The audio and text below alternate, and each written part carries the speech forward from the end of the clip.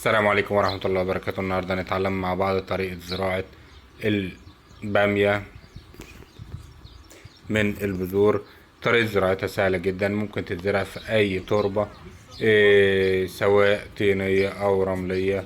أي مكان جنب البيت أو في حديقة المنزل ممكن نزرعه. بنجهز الخطوط بتاعتنا أو المكان اللي احنا هنزرعه، وبننزل فيه المية، وبعد كده بنزرع في كل حباية لوحدها، لأنه إيه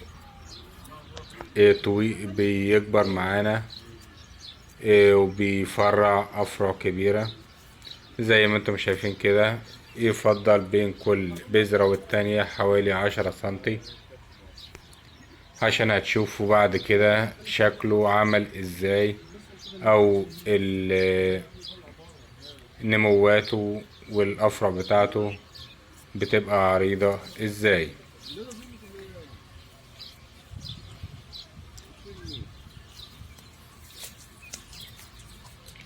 ما شاء الله النبات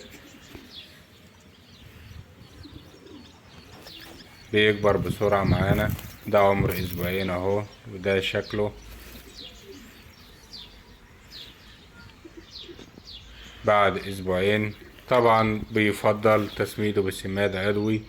ده قبل الزراعة بيتم تقليبها في التربة. ممكن نزرعه في السيس، لكن يفضل زراعته في السيس كبير. ودي البامية اهي،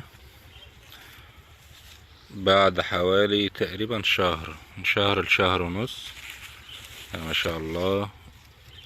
هتبدأ بقى الفترة الجاية تطلع القرون بتاعتها او الثمار زي ما بيتقال. شايفين شكلها كبرت ازاي.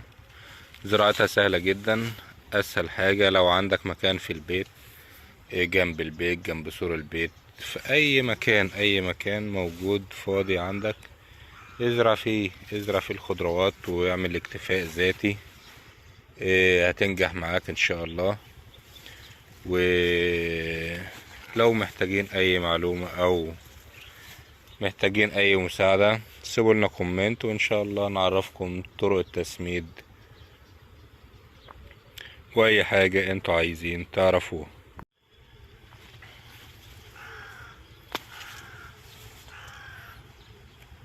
البامية كمان من الحاجات اللي بتميزها انها ما بتحتاجش تسميد كتير، ما بتحتاجش عناية خاصة. يعني احنا مثلا لو زرعناها وسبناها ري فقط ممكن تشتغل معانا. تسميد العادي بقى لو في اي سماد عضوي يتحط عادي، مفيش خلاص. سماد NPK متوازن.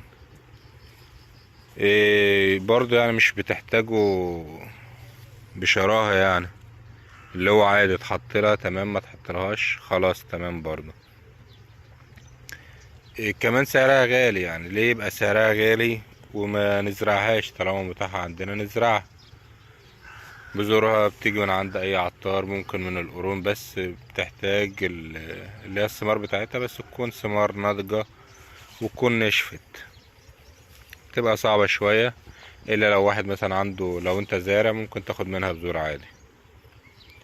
في النهاية اشكركم لمتابعتنا، وان شاء الله في فيديوهات جاية بإذن الله نتكلم عن طرق زراعة الخضروات الأخرى واستغلال الأماكن الفاضية عندنا.